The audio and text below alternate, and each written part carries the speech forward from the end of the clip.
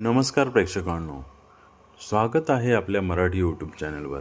आज आपण पाहणार आहोत बाजारातून आणलेली केळी केमिकलने पिकवलेली आहे की नैसर्गिक, कसे ओळखावं एका मिनिटात। केळी एक सुपरफूड आहे। केळी खाल्ल्याने दिवसभर एनर्जी मिळते, मात्र व्यापारी लोक केळी लवकर पिकवण्यासाठी केमिकलचा वापर करतात। खास करून केळी पिकवण्यासाठी कार्बाइडचा वापर केला जातो। हे पोटात गेल्यावर विषासारखं काम करतं।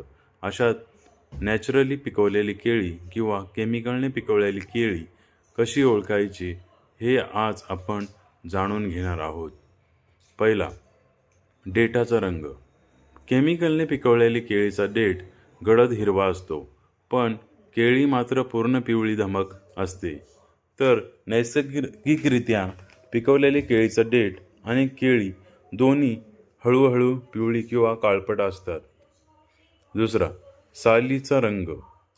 केमिकलने पिकवलेली केळी लिंबासारखी पिवळी धमक आणि दिसायला खूप आकर्षक असतात, मात्र नैसर्गिकरित्या पिकवलेली केळींचा रंग फिकट पिवळा असतो।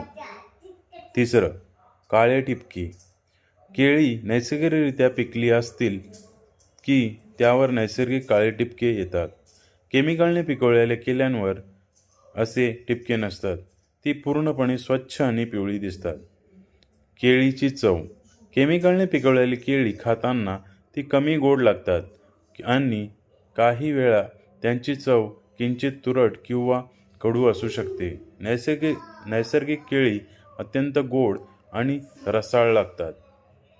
पाण्यातील चाचणी।